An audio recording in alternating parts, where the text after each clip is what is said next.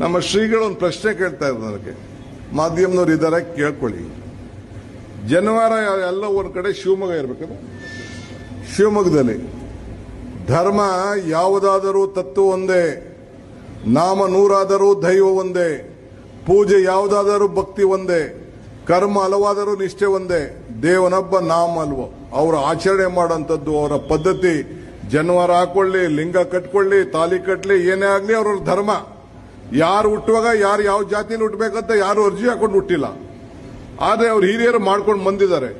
ನಾಮಕರಣ ಮಾಡೋದು ಧರ್ಮ, ಉಪನಯನ ಮಾಡ್ಕೊಳ್ಳೋದು ಧರ್ಮ, ಕಿವಿ ಸುಚ್ಚೋದು ಧರ್ಮ, ಮೂಗ್ ಸುಚ್ಚೋದು ಧರ್ಮ, ತಾಲಿ ಕಟ್ಸ್ಕೊಳ್ಳೋದು ಧರ್ಮ.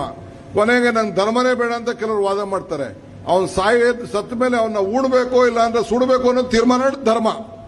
ಧರ್ಮ ಬಿಟ್ಟು ಯಾರು ಮಾಡ್ಲಿಕ್ಕೆ ಸಾಧ್ಯ ಇಲ್ಲ. ಹಂಗೆ ಧರ್ಮಗಳಲ್ಲಿ ಯಾವುದು ಒಂದು ಪದ್ಧತಿಯನ್ನ ಬಂದಿದೆ, ಯಾವ ಸರ್ಕಾರ ಕೂಡ ಭಾಗಿಯಾಗಲಿಕ್ಕೆ ತಯಾರಿಲ್ಲ. ಯಾರೇ ತಪ್ಪು ಮಾಡಿದ್ರೆ ಶಿಕ್ಷೆ ಕೊಡಲಿಕ್ಕೆ ಬದ್ಧವಾಗಿದ್ದೇವೆ.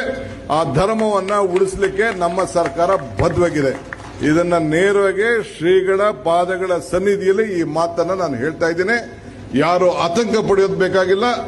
ನಮ್ಮ ಸರ್ಕಾರ ಎಲ್ಲರೂ ಕೂಡ ಹೊಟ್ಟೆ ತೆಗೆದುಕೊಂಡು ಹೋಗಿ ಅವರವರ ಧರ್ಮನ ರಕ್ಷಣೆ ಮಾಡುವಂತ ಕೆಲಸ ನಮ್ಮ ಸರ್ಕಾರ. ನಾನೊಬ್ಬ ಸರ್ಕಾರದ ಪ್ರತಿನಿಧಿಯಾಗಿ ಈ ಸಂದರ್ಭದಲ್ಲಿ ನಾನು ಮಾತಾಡಲಿಕ್ಕೆ ನಾನು ಬಯಸ್ತಾ ಇದ್ದೇನೆ.